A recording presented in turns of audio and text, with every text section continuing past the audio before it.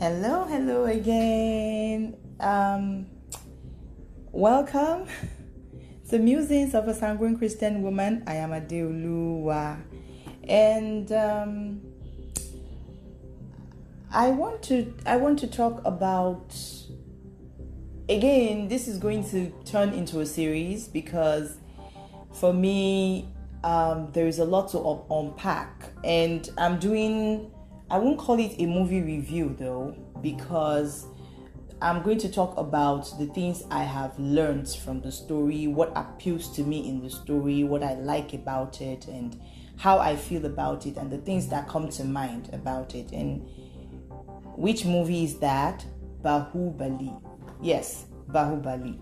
Now, I've been seeing Baahubali movie pictures in several times over the years, but I always thought it was a sequel of some sort of this particular movie that Anushka Shetty, I hope I got her name correctly, was in, like the heroine in Baahubali. Like, I thought it was a sort of sequel to that. I mean, I should have checked, but I guess I wasn't just in the mindset already. It wasn't just my time at the time to watch it. But recently, I don't know why, but I went and watched a review of it, and I thought, wow, it's so different and it's so my kind of historical movie. So I went, searched for the English, the one that has English interpretation, or rather, subtitles. Yeah, that's the word. The one that has English subtitles, and I watched it. And I haven't gotten over it because I've been watching several parts of the story for a while. And Baahubali is, like, for now, my favorite, hero, my favorite fictional hero, as the case may be, because he was just a complete man, you understand. And there are so many themes to draw from it. But the first theme that I would like to touch on, that actually made me say, you know what, let me just run a commentary on it. If you haven't watched it, well, and you like historicals, you like wholesome heroes, this is one story you want to watch. There are things you can learn from it, and it's something. There's a lot to think about in that story, because then you sort of think about the lifespan of a person that is inherently good. Like, what is the lifespan of a person that is inherently good? You understand? And so for me, what happened to Baahubali was quite heartbreaking for me, because having to watch a good man go through what he had to go through, and see what happened to him happen, was very painful for me to watch. So I skip in my rewatching of the movie, because it's a part one, the beginning, and part two, the conclusion. And in watching that, there is a lot. For me, I had to skip some parts because they're just not fair as far as I'm concerned. But then again, life isn't fair. But then, literature is a mirror of life, and you look at things and you're like, how does a hero, or somebody who is consistent, inherently good, and is just naturally, just can't help but, like, their goodness shines through them, like, how do they stay safe in a world that hates good people, that just hates goodness, and will do anything to remove that, from existence?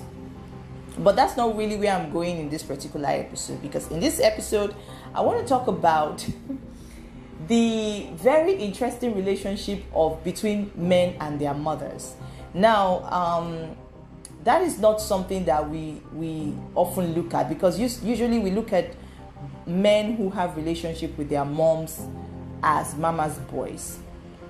right? And I think the reason they get that moniker is that they support anything that their mother does, that they don't question anything their mother does as wrong.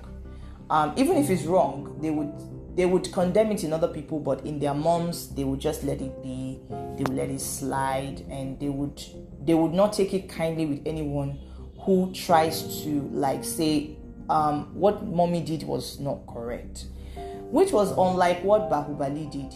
Baahubali loved, or Bahu, before I bite my tongue, Bahu loved his mom. Like, he loves her. Like, she has two sons. One is her adopted son, who is actually her nephew, and the other is her own biological son that she had.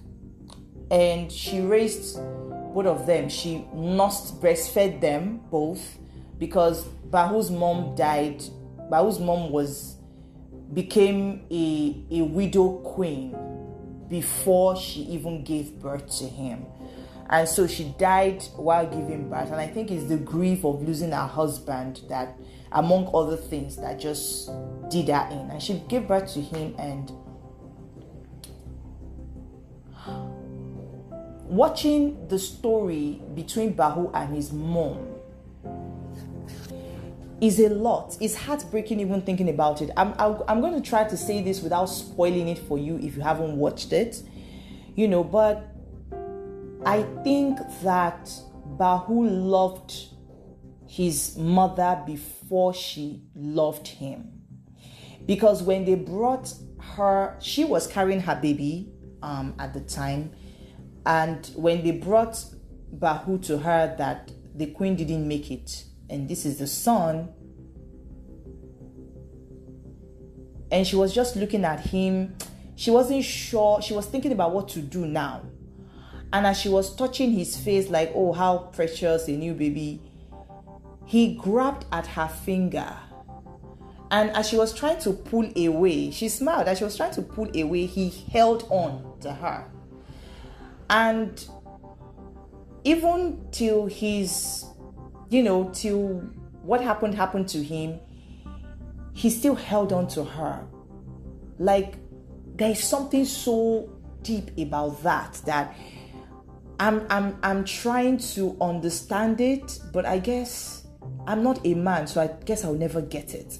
But I understand it from a secondary point of view. The bond is just amazing. The bond is amazing. Like, he chose her as his mother. And when they started having issues, it was about divided loyalties, both for the mother and Bahu himself. Like, they had divided loyalties, and those divided loyalties were not aligned. And they should have been, but they were not aligned. But he always tried to please her. There were some things that happened that were unfair, but he didn't protest because he loved his mother and didn't want to make things difficult for her. So I think he thought, if I don't fight her, she would eventually see that I am not trying to rebel. I'm just standing for what is correct. But the mother never understood him until it was too late. She never did. And I would say the beginning of their story was when he held on to her finger and he did not let go. I think, for one, it showed his strength, and for one, it showed his sensitivity. Like, he just held on to her, and she was trying to let go. The fact that she was trying to pull away, for me, says a lot. Yes, she took him up as her son, but she never really became his mother, in my opinion. And I think that is something to look at too, because I guess for some, if not many, it's hard to be a mother truly and completely 100% be a mother to someone you didn't give birth to. I mean, even people struggle with being a mother to their own personal offspring 100%. Now, trying to be a mother to a child that you did not give birth to is another thing. There are women who do that. In fact, some women will even be more mothers for an adopted child than they would for their own child, That was what I was expecting, and for a while it looked like that was what it was. But when they faced a challenge and a problem, she could not,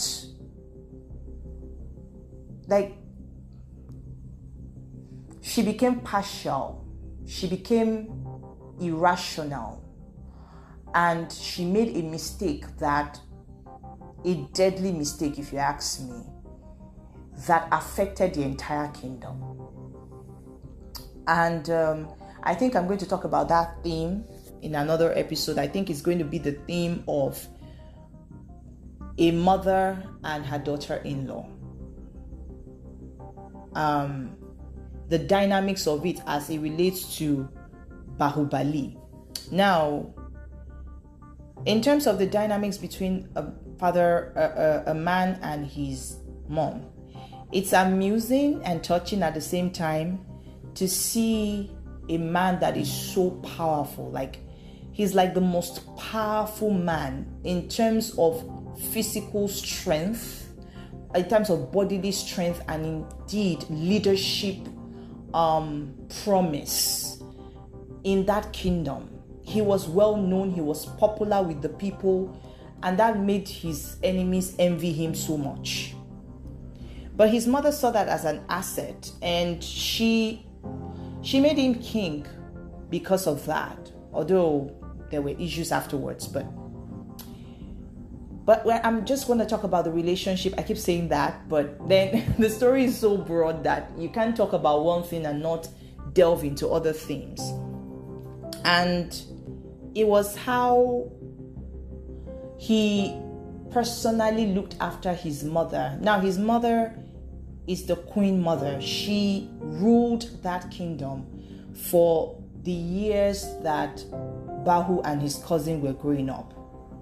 She was the one in charge. Her word was law. But she was holding the kingdom in trust for when she would appoint the king, who will now be making the decision. But in the meantime, she was the queen mother. And so she was sick. And Bahu was the one who was at her bedside. Her son, her biological son, was not there. He was the one who was there. He didn't have to. She had maids. She had doctors, like the best doctors, the best maids were obviously assigned to take care of her. He need not. It wasn't necessary for him to be there, but he was there changing the cloth on her forehead, rubbing her feet, rubbing her hands, trying to, get her well in his own way and all of that. He sat by her bedside while the maids went to sleep at the foot of her bed, beside her bed. I mean, he was up, taking care of her, And when she finally opened her eyes, the first person she saw was him, and they smiled at each other. He was relieved that, oh, thank God, mother, you are back, And then, because he hadn't slept in days, he slept on his mother's laps, and his mother was just rubbing his head. Like, I thought it was so sweet seeing a full-grown man being petted like a little boy on his mother's lap. At the end of the day, no matter how powerful a man is, no matter how strong, popular, the position he holds, he will always be his mother's baby. And that's why sometimes when you see powerful men who are misbehaving, it's because they don't have a good relationship with their mother. The relationship they have with their mother is not healthy. He had a healthy relationship with his mom. He had a mom he loved and who loved him in her own way. And so she was, petting his head while she was continuing her duties as the queen mother. She was giving orders to her orderlies while he was sleeping peacefully on his mother's lap. She was sitting on the bed. His head was on her lap, and she was just, patting his head and all of that. It was so sweet, And I remember when his mother was like, I will get you a wife who can sing, who can tell you new fairy tales. And he didn't see that as a problem. I thought that there's something about a part of you will always be that little girl, if you're a girl, that likes happily ever after. A man, no matter how grown he is, no matter how powerful, strong, independent, able to carry everybody on his back, he will always need that place where he can be a boy, he can be petted on his head, he can sleep on a woman's lap, right? Yeah, speaking of sleeping on women's lap, Baahubali had his mother's lap to stay on, and eventually his wife. But for some reason, Samson didn't have that, and so the first lap he saw was Delilah's own, and he just put his head there to the detriment of himself. And in a way, though unintentionally, that was also something that happened with Bahu. It was part of it. It wasn't majorly it, but it was part of it. And that is something I might have to talk about in another episode or so. The fact that both his mother and his wife had indirectly contributed to what happened to him. Both of them could not protect him. And because they could not protect him, what happened to him happened. And it was really, really sad. For me, I'm still feeling sad right now because, like I said, he was one of my favorite heroes. And I like happily ever after for heroes, people who do good things. I don't like it when, something bad happens to them. I really don't like it, But all hope is not lost. So if you haven't watched it, go and watch it. You might learn something from there. But what I want to just say is that I think as women, women should understand that a boy will always be a baby to his mom. And in a way, he will always feel like his mother's baby. But if he's well raised by his mom, he will make the right decision, even if it means disagreeing with his mom. He will do it. Though it hurts him to do it, though he's sad to do it, but he will still do it. It doesn't mean that he loves his mother less. It just means that he's been raised well. And sometimes how a man is raised can actually be the very reason why he would be alienated from the person who taught him, which was what happened with Bahu. He had to uphold something that his mother had taught him. And his mother didn't appreciate that at all. And things just spiraled out of control from then onward. As for the relationship between him and his wife, it was a beautiful one. It was a beautiful love story.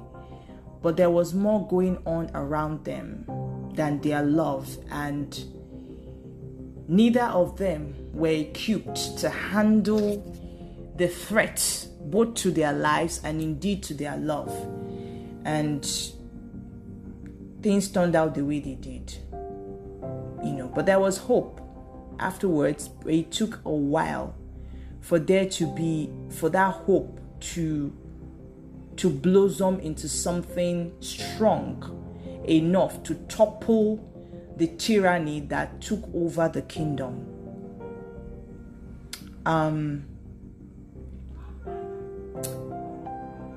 And also for men, it's not, don't be apologetic about needing to put your head on your mother's lap and needing to be around your mom. It doesn't make you less of a man. It just makes you a well-rounded man. It just makes you a well-rounded man.